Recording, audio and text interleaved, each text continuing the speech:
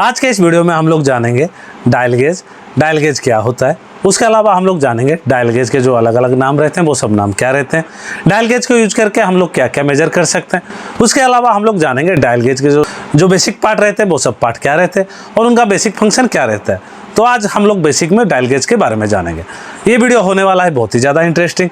इस वीडियो को थोड़ा भी स्किप मत कीजिए और आखिर तक जरूर देखिए। तो चलिए जल्दी से करते हैं इस वीडियो को शुरू।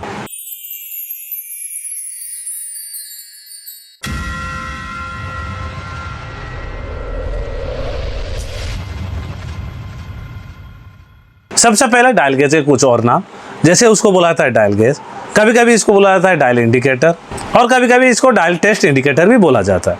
उसके बाद डायल गेज क्या है? ये एक प्रिसिशन मेजरिंग इक्विपमेंट है जिसको यूज करके हम लोग 5 चीज़ को मेजर कर सकते हैं। सबसे पहला होता है हम लोग इससे यूज करके अलाइनमेंट मेजर कर सकते हैं। उसके अलावा इसको यूज करके हम लोग किसी भी प्लेट का हम लोग फ्लैटनेस चेक कर सकते हैं। उसके अलावा इसको यूज करके हम लोग किसी भी प्लेट का पैरेललिज्म चेक कर सकते हैं।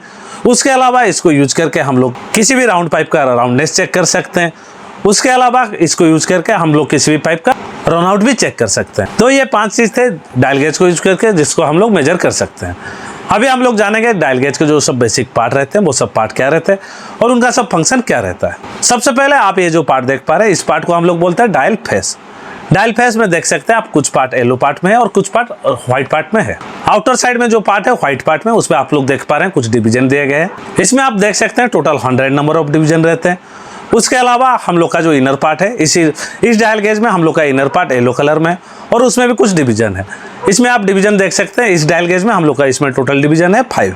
डायल गेज के टॉप पोर्शन में आप 2 इंडिकेटर देख सकते हैं। ये जो लॉन्ग पॉइंटर है इसको हम लोग लॉन्ग पॉइंटर बोलते हैं और छोटे जो पॉइंटर रहता है इसको हम लोग शॉर्ट पॉइंटर बोलते हैं। उसके अलावा आप लोग डायल गेज में देख सकते हैं ये 2 नंबर लिखे रहते हैं। ये जो सबसे पहला नंबर है ये डायल गेज का लिस्ट काउंट है। इस केस में इस डायल गेज का लिस्ट काउंट है 0.01 mm। उसके अलावा इसके नीचे में आप देख सकते हैं इस डायल गेज का जो मैक्सिमम रीडिंग लिया जा सकता है वो लिखा रहता है।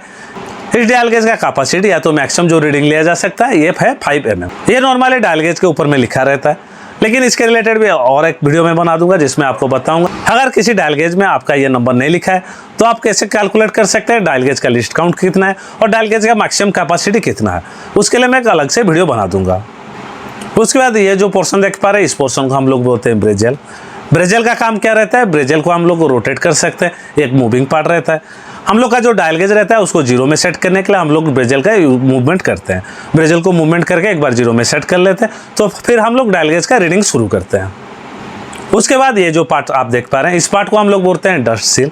इसका काम क्या रहता है? इसका काम क्या रहता है? ये डस्ट को सील करता है जिसकी वजह से आपका डस्ट डायल गेज के अंदर में नहीं घुस पाता।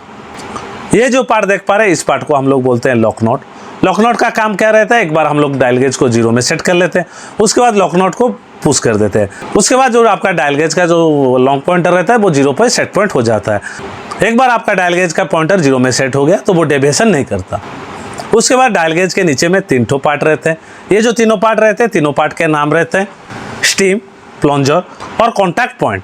डायल गेज को लग के जो सिलेंड्रिकल पार्ट रहता है इस पार्ट को हम लोग बोलते हैं स्टीम। उसके बाद जो ये पार्ट रहता है इस पार्ट को हम लोग बोलते हैं प्लंजर। प्लंजर का काम क्या रहता है? प्लंजर मूव करता है, लीनियर मोशन को रोटरी मोशन में कन्वर्ट करता है। प्लंजर के साथ कनेक्टेड रहते हैं गियर जिसके हेल्प से वो लीनियर मोशन को वो रोटरी मोशन में कन्वर्ट करता है और जिससे हम लोग को रीडिंग मिल पाता है। उसके बाद ये जो पार्ट रहता है इस पार्ट को हम लोग बोलते हैं कॉन्टैक्ट पॉइंट। इसका काम क्या रहता है? ये सरफेस के ऊपर में कॉन्टैक्ट रहता है। जब हम लोग डायल गेज को मूव करते हैं इसी के मूवमेंट से आपके डायल गेज में मूवमेंट होते रहता है। उसके बाद डायल गेज के बैक साइड में एक पार्ट रहता है, इस पार्ट को हम लोग बोलते हैं लॉक। इसका काम क्या रहता है? ये आपके जो स्टैंड रहता है स्टैंड में फिक्स करने के लिए इस पार्ट को यूज किया जाता है। तो आज के इस वीडियो में हम लोगों ने जाना डायल गेज के जो बेसिक पार्ट रहते हैं वो सब पार्ट क्या रहते हैं। उसके अलावा हम लोगों ने जाना डायल गेज को यूज करके हम लोग क्या क्या मेजर कर सकते हैं और डायल गेज के अलग अलग नाम क्या रहते हैं। अगर ये वीडियो आपको थोड़ा भी इन्फॉर्मेटिव लगा या तो आप लोगों ने इस वीडियो से कुछ भी नहीं सीखा तो मेरे चैनल को लाइक और सब्सक्राइब करने के लिए मत भूलिए।